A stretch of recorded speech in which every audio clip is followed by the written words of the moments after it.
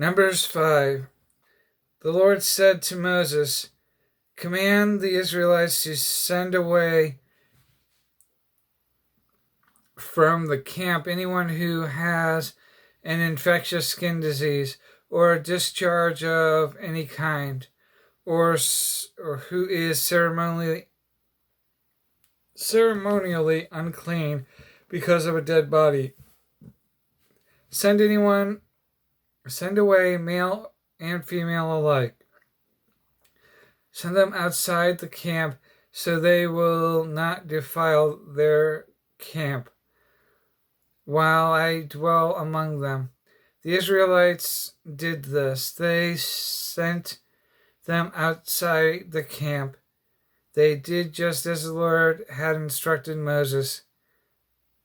The Lord said to Moses, "Say to the Israelites, when a man or a woman wrongs another in any way and so is unfaithful to the Lord, the person is guilty and must confess the sin he has committed.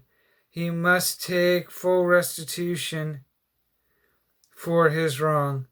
Add a fifth to it and give it all to the person he has wronged. But if that person has no close relative to whom restitution can be made for the wrong, the restitution belongs to the Lord and must be given to the priest, along with the ram with which atonement is to be made. All the sacred contributions the Israelites bring to a priest will belong to him. Each man's sacred gifts are his own, but what he gives to the priest will belong to the priest." Then the Lord said to Moses, "Speak to the Israelites and say to them, if a man's wife goes astray and is unfaithful to him by sleeping with another man, and this is hidden from her husband, and her purity is undetected, since there is no witness against her and she has not been caught in the act, and if feelings of jealousy come over her husband and he suspects his wife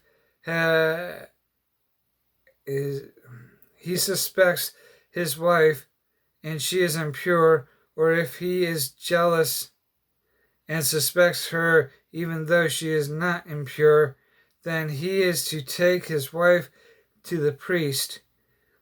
He must also take an offering of a tenth of an ephah of barley flour on her behalf. He must not pour oil on it or put incense on it, because it is a grain offering for jealousy, a reminder offering to draw attention to guilt. The priest shall bring her and have her stand before the Lord. Then he shall take some holy water in a clay jar and put some dust from the tabernacle floor into the water. After the priest has had the woman stand before the Lord, he shall loosen her hair and place in her hands the reminder offering, the grain offering for jealousy, while he himself holds the bitter water that brings a curse. Then the priest shall put the woman under oath and say to her, if no other man has slept with you, and you have not gone astray and become impure while married to your husband, may this bitter water that brings a curse not harm you. But if you have gone astray while married to your husband, and you have defiled yourself by sleeping with a man other than your husband, here the priest is to put the woman under this curse of the oath. May the Lord cause your people to curse and denounce you when he causes your thigh to waste away and your abdomen to swell. May this water that brings a curse enter your body so that your abdomen swells and your thighs waste away. Then the woman is to say, Amen, so be it.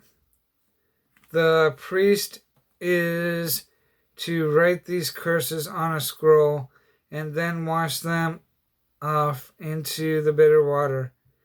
He shall have the woman drink the bitter water that brings the curse, and this water will enter her and cause bitter suffering. The priest is to take from her hand the grain offering for jealousy, wave it before the Lord, and bring it to the altar.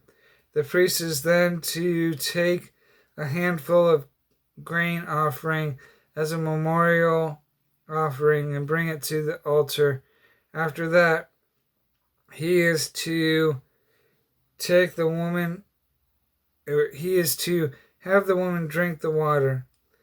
If she has defiled herself and been unfaithful to her husband, then when she is made to drink the water that brings a curse, it will go into her and cause bitter suffering.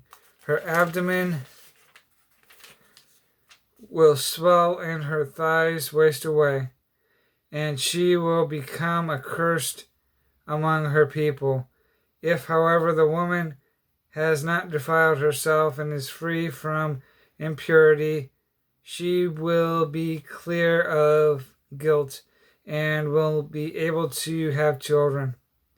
This then is the law of jealousy when a woman goes astray and defiles herself while married to her husband, or when feelings of jealousy come over a man because he suspects his wife. The priest is to have her stand before the Lord and is to apply this entire law to her. The husband will be innocent of any wrongdoing, but the woman will bear the consequence of her sin.